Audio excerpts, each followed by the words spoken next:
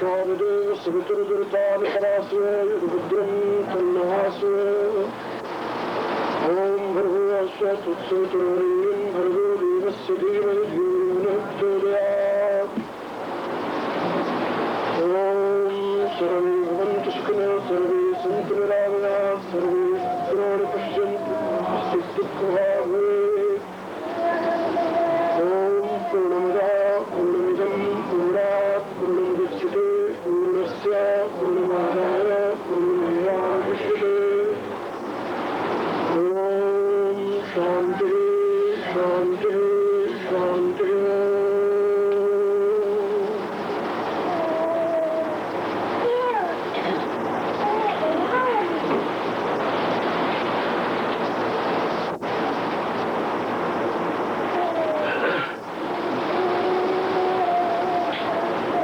रूप में उपस्थित मेरी प्रियात्माओं,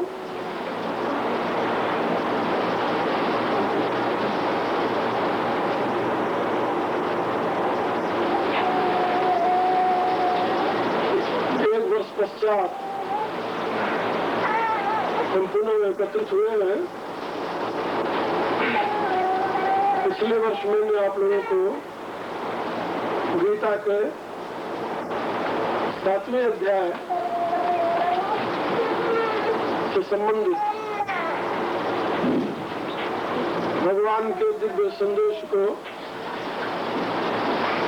सुनाया था।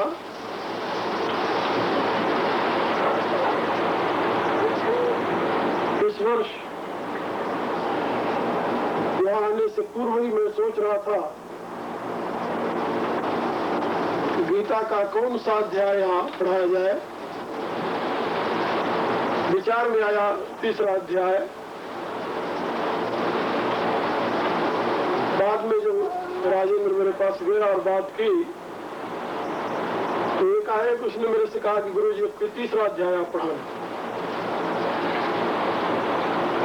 मेरे को हैरानी हुई कि वही विचारधारा के हृदय में भी ईश्वरी प्रेरणा से आई होगी। और आज से 3रे अध्याय के ऊपर मैं आप लोगों को विचार दूंगा, जिससे गृहस्थ जीवन में रहते हुए आप सभी स्वयं को प्रकृति के प्रवाह से ऊपर उठा सके।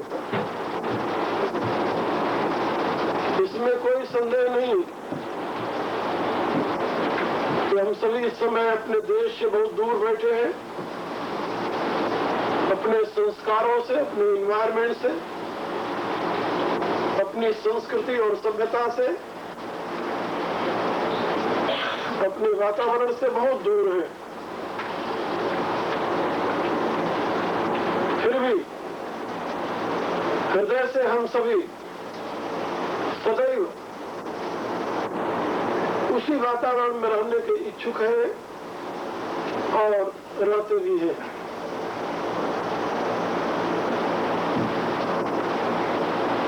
भारतीय संस्कृति, भारतीय सभ्यता, भारतीय जीवन विज्ञान देश काल परिस्थिति से बंधा हुआ नहीं, क्योंकि सत्य जो है वो कालातीत है, देशातीत है और परिस्थिति से भी अतीत है। उस सत्य से संबंधित जो धर्म है वो भी कभी देश काल परिस्थिति में आबद्ध नहीं रह सकता। इसलिए शाश्वत सनातन धर्म देश काल परिस्थिति की देन नहीं है। उसके पालन में, उसके अनुसरण में, उसके व्यवहार में देश काल परिस्थिति कभी भी किसी भी अवस्था में बाधक नहीं बन सकती। वो सार्वभौम है, सभी कालों में रहने वाले लोगों के लिए है, सभी देशों में रहने वाले लोगों के लिए है, सभी परिस्थितियों में रहने वाले लोगों के लिए है। और उसी शाश्वत सनातन धर्म का चिंतन हम सभी इन दिनों में करेंगे। धर्म के रक्षार्थ श्रीमन नारायण स्वयं भगवान श्री कृष्ण के रूप में अवतरित हुए, ऐसा हमारे पूर्वाचार्यों का अनुभव है, मान्यता नहीं। और उन्होंने जो कुछ भी जीवन के विकास के लिए, जीवन की पूर्णता के लिए अर्जुन को माध्यम बना करके मानव मात्र के लिए संदेश दिया, वह अमृत धर्म नाम से गीता में अभिहित किया गया है। वह अमृत धर्म है, नित्य धर्म है, शाश्वत धर्म है, सनातन धर्म है। उस धर्म का क्रियात्मक स्वरूप गीता के 3रे अध्याय में भगवान ने बताया। अपनी तरफ से भगवान ने अर्जुन को जो कुछ भी बताना था, वह अर्जुन को माध्यम बनाकर जो कुछ भी कहना था, वह 2रे अध्याय में पूर्ण कर दिया था।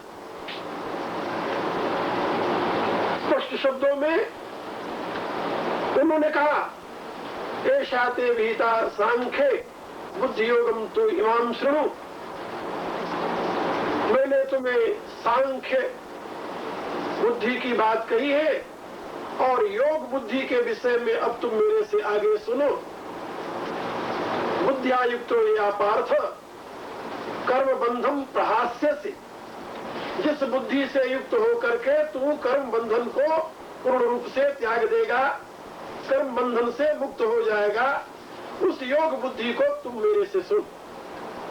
और उसके बाद में प्रभु ने योग बुद्धि का बड़े उत्तम रूप से विश्लेषण किया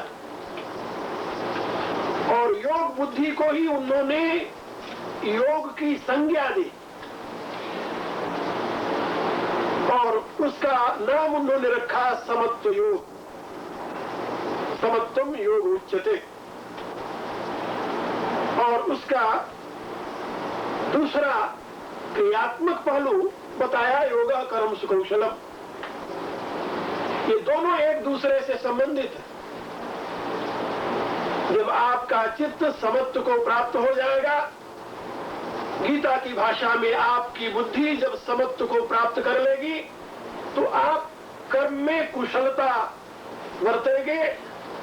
कर्म में कुशलता का प्रयोग करने वाला व्यक्ति कभी कर्म के बंधन में लिप्त नहीं होता अथवा कर्म के बंधन का पात्र नहीं होता। ये भगवान का संदेश सार में। वह बुद्धि कैसे प्राप्त होगी, इसके लिए भी भगवान ने एक छोटा सा संकेत किया। यदा ते मोह कलिलम बुद्धि व्यतिरिष्यत्। जब मोह रूपी दलदल से तुम्हारी बुद्धि तर जाएगी, उस अवस्था में तदा गंतास निर्वेदम श्रोतव्यस्य श्रुतस्य। उस अवस्था में जो तूने सुना है, जो सुनना चाहता है, उससे तू निर्वेद हो जाएगा। निर्वेद होना सामान्य स्तर से ऊपर युक्त है। और इसके साथ ही भगवान ने बताया, श्रुति विप्रतिपन्ना ते यदा स्थासित निश्चला समाधि वचला बुद्धि सदा योग मुआप्ससी। बहुत सी बातें सुन करके जो तुम्हारी बुद्धि विचलित हुई है, भ्रम में पड़ गई है, उससे जब तुम अभ्यास करोगे, योग का आश्रय लोगे, तो समाधि में पहुंच करके तुम्हारी बुद्धि सम हो जाएगी, समत्व को प्राप्त हो जाएगी। ये भगवान का अंतिम उपदेश मानव मात्र के लिए। विशुद्ध बुद्धि ही कर्म में कुशलता का कारण होती है विशुद्ध बुद्धि से युक्त व्यक्ति ही कर्मों से ऊपर उठता है। विशुद्ध बुद्धि के अभाव में ही व्यक्ति कर्म में लिपायमान होता है और विशुद्ध बुद्धि का आश्रय लेने वाला ही इस संसार से पार हो जाता है। क्योंकि उस अवस्था में सुख दुख के समय कृत्वा लाभालाभो जियो, सुख और दुख, लाभ और अलाभ, जय और पराजय, ये जो 6 प्रकार की के द्वंद्व हैं, इन सब से वो ऊपर उठ जाता है और उस विशुद्ध बुद्धि की प्राप्ति होती है केवल योग के द्वारा। समाधौ अचला बुद्धि तदा योगम अवाप्स्यसि। समाधि में जब तुम्हारी बुद्धि अचल हो जाएगी तब तुम योग की अवस्था को प्राप्त कर लोगे। योग क्या है? समत्वम योग उच्यते। बुद्धि का समत्व, evenness of mind is called yoga. भगवान के द्वारा यह संदेश सुन करके अर्जुन को एक जिज्ञासा हो गई। उसने प्रश्न कर लिया कि प्रभु, जिनकी बुद्धि उस अवस्था में पहुंच चुकी है, इवननेस को प्राप्त कर चुकी है, उनके लक्षण क्या हैं? वो कैसे बैठते हैं, वो कैसे बोलते हैं, वो कैसे चलते हैं? ये 3 बातें उसने कही। स्थित प्रज्ञस्य का भाषा समाधिस्तस्य केशव स्थिति किम प्रभासेत किमासीत ब्रजेत किम। कैसे बोलता है, कैसे बैठता है, कैसे चलता है। ये बोलना, बैठना और चलना, ये तीनों हमारे कर्म से, वचन से और मन से संबंधित है। हमारे जीवन में जितनी क्रियाएं होती है वो 3 स्तरों से होती है, कायिक, वाचिक और मानसिक। या तो हम हाथ से, शरीर से कुछ कर्म करते हैं, उसको कायिक कर्म कहते हैं, या तो हम जबान से कुछ बोलकर कर्म करते हैं, उसको वाचिक कर्म कहते हैं, और या हम अपने मन से कुछ उहापोह करते रहते हैं, जिसको मानसिक कर्म कहते हैं। कर्म के 3 ही आधार हैं। इस विषय में उसने पूछ लिया कि वो जो स्थित प्रज्ञता को प्राप्त हुआ व्यक्ति है, वह शरीर से, मन से और वाणी से किस प्रकार का व्यवहार करता है। इसलिए यहाँ पर 3 शब्द उसने कहा। स्थिति किम प्रभाव कर्मों की उसने जानकारी प्राप्त करने के लिए प्रभु से प्रश्न किया और इसके उत्तर में भगवान ने 18 श्लोकों में, इसके उत्तर में प्रभु ने 18 श्लोकों में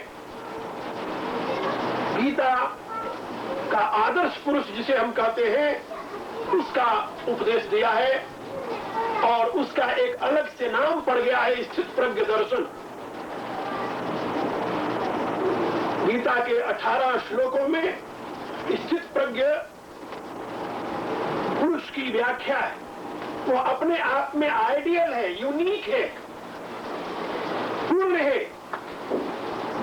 इसके पश्चात और कुछ कहने के लिए शेष नहीं है। लेकिन अर्जुन की पहली अवस्था को आप लोग यदि ध्यान में रखेंगे तो बात समझ में आएगी कि वो शिष्य बन करके तत्व विज्ञान को प्राप्त करने के लिए गुरु के चरण में नहीं गया है।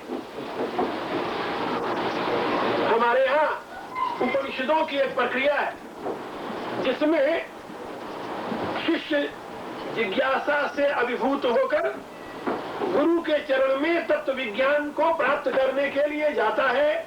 हाथ में समिधा लेकर समित पाणी सदगुरु अभिगच्छे, हाथ में समिधा लेकर सदगुरु के शरण में जाओ, जो वेद का आदेश है तदनुसार जाता है और वो पूछता है, प्रार्थना करता है कि अधि भगो ब्रह्म, हे भगवान आप ब्रह्म का हमें उपदेश दें। लेकिन अर्जुन इस प्रकार की जिज्ञासा लेकर नहीं गया। वो तो परेशान होकर के मजबूर होकर के अपने संबंधियों को देखकर, अपने परिवार के लोगों को देख करके घबरा करके प्रभु के चरणों में प्रणाम किया है और ये जानना चाहे कि मेरे लिए कल्याण का रास्ता क्या है। जिज्ञासा उसके हृदय में जो जागृत हुई है उसकी जिज्ञासा वो ब्रह्म जिज्ञासा नहीं है। अर्जुन ब्रह्म तत्व का जिज्ञासु नहीं है, है ना। उसको ये भी पता नहीं है कि जिज्ञासा ब्रह्म के विषय में करनी चाहिए व नहीं करनी चाहिए। वो तो केवल इतना जानता है, यह श्रेष्ठ निस्तम ब्रूहितन में, जो मेरे लिए कल्याण कर हो वही मैं आपसे पूछता हूँ। शिष्यस्ते हम साधनाम त्वाम प्रपन्नम, हे प्रभु मैं आपके चरणों में, आपकी शरण में समर्पित हूँ, जो मेरे लिए कल्याण का रास्ता हो वो बताइए। अर्जुन का मानसिक स्तर एक सामान्य व्यक्ति का मानसिक स्तर है। एक जिज्ञासु का, ब्रह्म जिज्ञासु का जो मानसिक स्तर होता है वो एक सामान्य व्यक्ति का नहीं होता। वो सामान्य की अवस्था से बहुत ऊंचे पहुंचा हुआ होता है। वो अष्ट संपत्ति संपन्न होता है, समझे। जो जिज्ञासु होता है, वेदांत के विषय का जो जिज्ञासु है, वो अर्जुन की अवस्था में नहीं होता। वह तो ज्ञान वैराग्य संपन्न होता है, वह तितिक्षु होता है, वह तपस्वी होता है, वो समदम से युक्त होता है, उसमें मुमुक्षा की आकांक्षा होती है। अर्जुन मुमुक्षु नहीं है, उसको मैं मुमुक्षु नहीं मानता। क्यों नहीं मानता? कि मुमुक्षु की अवस्था में नहीं है वो।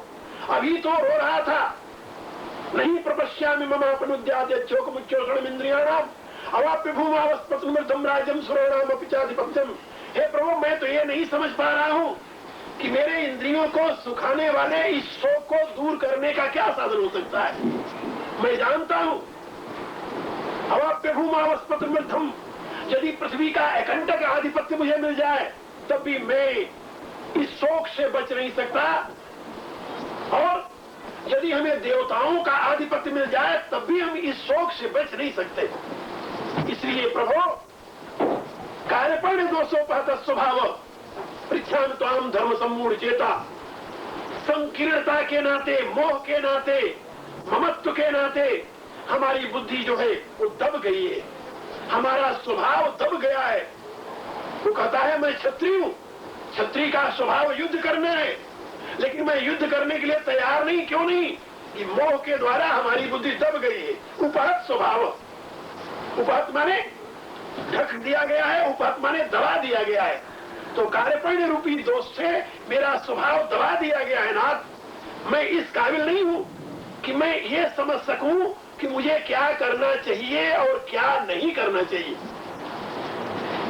इस अवस्था में वह प्रभु से अपने लिए करणीय मार्ग जानना चाहता है, वो ब्रह्म को नहीं जानना चाहता। वो ब्रह्म की जिज्ञासा लेकर नहीं गया है, मोक्ष की जिज्ञासा लेकर नहीं गया है। उसके हृदय में केवल एक ही जिज्ञासा है कि मेरे लिए उचित रास्ता क्या है। एज ए कंफ्यूज पर्सन, वो डिस्टर्ब माइंडेड पर्सन है। उसके हृदय में इतनी जानकारी नहीं है, वो इतना कुशल नहीं, इतना चतुर नहीं। वो मोक्ष के लिए सारी दुनिया का त्याग करके नहीं गया है।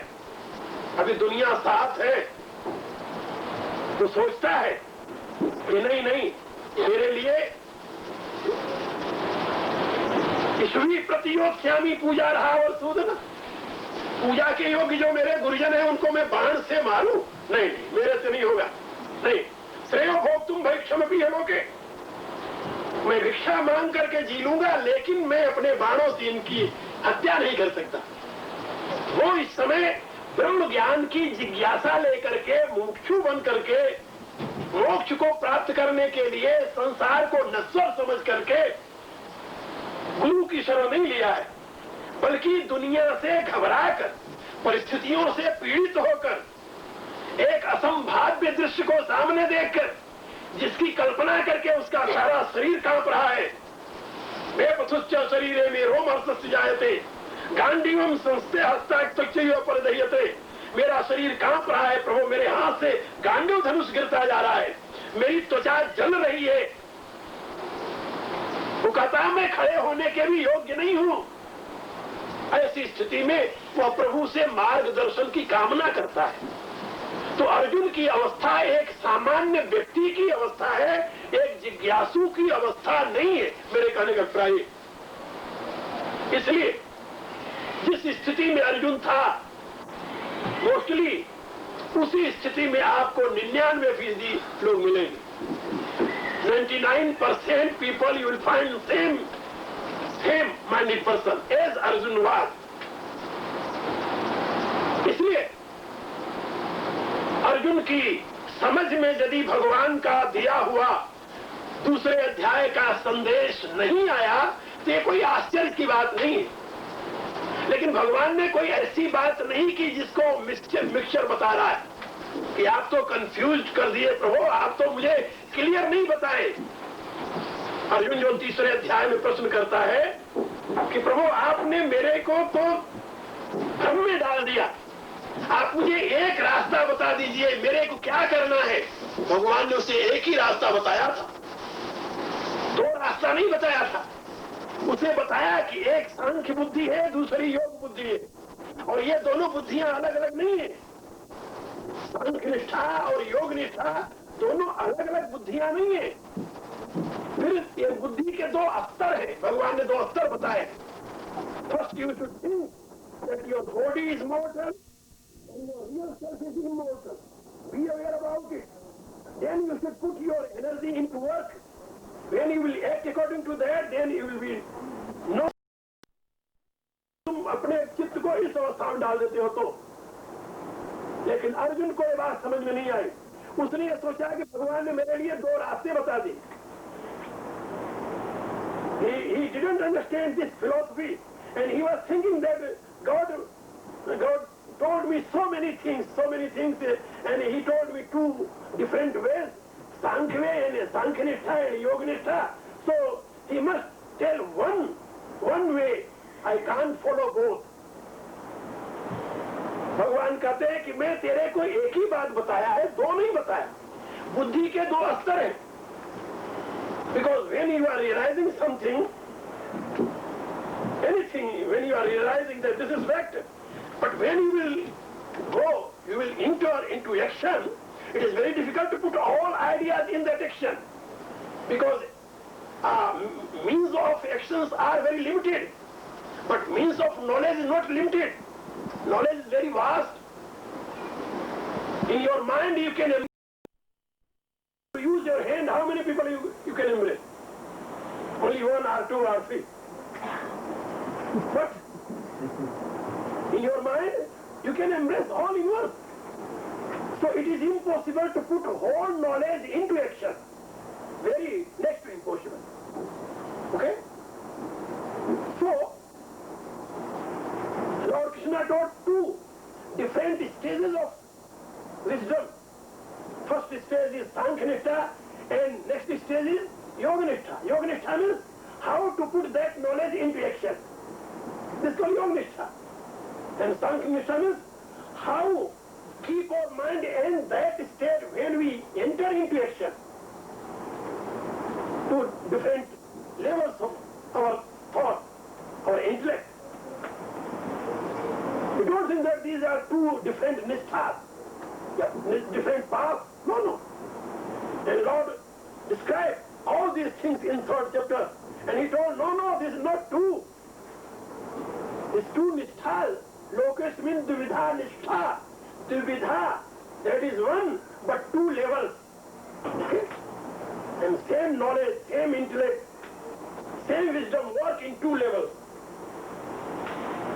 अर्जुन का भ्रमित होना स्वाभाविक था, क्योंकि वो उस अवस्था में था। लेकिन अर्जुन की तरह हम आप सभी भ्रमित हो जाए ऐसी कोई जरूरी नहीं, ऐसा कोई जरूरी नहीं।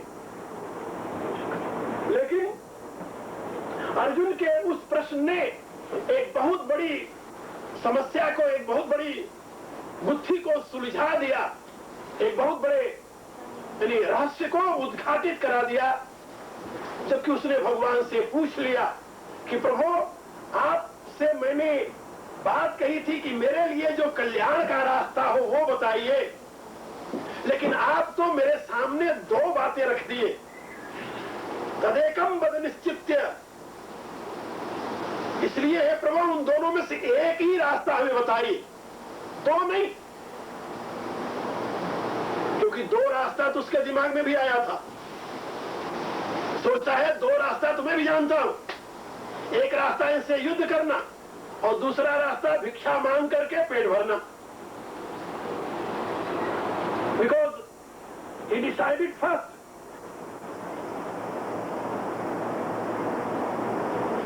भोक्तुम भक्षमपि लोके गुरुन् हत्वा हि महानुभावान् श्रेयो भोक्तुम भक्षमपि लोके। I don't kill my elders, but I will live on earth and I will fulfill my stomach. मैं अपने इस उदर को भिक्षा मांगकर भर लूंगा, लेकिन मैं अपने गुरुजनों का वध नहीं करूंगा। यह उसने निश्चय किया था, लेकिन ये बात उसकी परमानेंट नहीं रही, वो स्टेबल नहीं रहा इस पर। फिर सोचने लगा कि नहीं, मेरे लिए क्या उचित है ये मैं नहीं जानता। नहीं प्रपश्याम ममापनुद्यात् यच्छोकमुच्छोषणम् इंद्रियाणाम्। मैं नहीं समझ पा रहा मेरे लिए उचित क्या है, कल्याण कर क्या है। किसी बात को कह देना अलग चीज है, उसको जीवन में प्रतिष्ठित कर लेना बिल्कुल दूसरी चीज है। किसी बात को सोचना अलग चीज है, उसको क्रियात्मक रूप देना बिल्कुल दूसरी चीज है। अर्जुन ने भी दो विचार अपनाए थे। पहले तो युद्ध करने के लिए खड़ा हुआ था, बाद में वो भिक्षा मांगकर जीवन बिताने के लिए तैयार हुआ, लेकिन उसके अंत में दोनों को उसने अस्वीकार कर दिया। नहीं, मैं नहीं मेरे कहने का अभिप्राय कि भगवान के द्वारा बताए गए सांख्य निष्ठा और योग निष्ठा, इन दोनों निष्ठाओं को यथार्थ रूप में न समझने के कारण ही अर्जुन ने तीसरे अध्याय में पहला प्रश्न किया। उसका जो प्रश्न है वो किसी बात को और खोलकर जानने के लिए नहीं है। उसका जो प्रश्न है वो दोनों निष्ठाओं को न समझने के कारण है, नहीं समझ सका वो, और उसको स्वीकार कर रहा है कि मैं नहीं समझ सका हूं, इसलिए आप हमें दोनों में से एक रास्ता बताइए।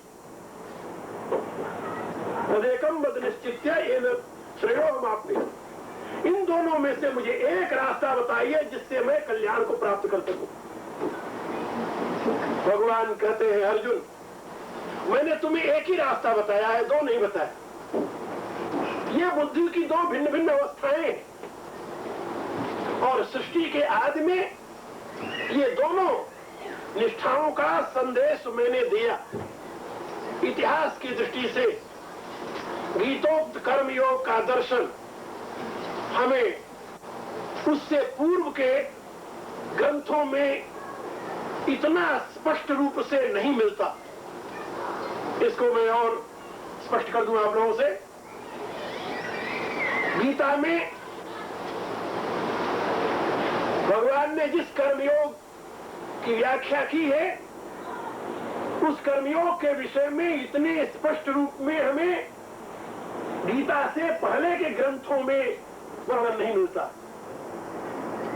केवल उपनिषदों में जिनका सार गीता कही जाती है, सर्वोपनिषदो गावो दो गागो पालनंदन पार्थो वत्स सुधीर भोक्ता दुग्धम गीतामृतम। जिन उपनिषदों का सार गीता बताई जाती है, उन उपनिषदों में भी कर्मयोग का वर्णन केवल हमें एक मंत्र में मिलता है, कुर्वन्नेवेह कर्माणि जिजीविषेच्छतम सुना एवं त्वयि नान्यथे त्वस्य न कर्म लिप्यते नरे। एक मंत्र मिलता है इस उपनिषद में स्पष्ट रूप से, कुर्वन्नेवेह कर्माणि, जो आदेश हम समझ सकते हैं वेद भगवान का।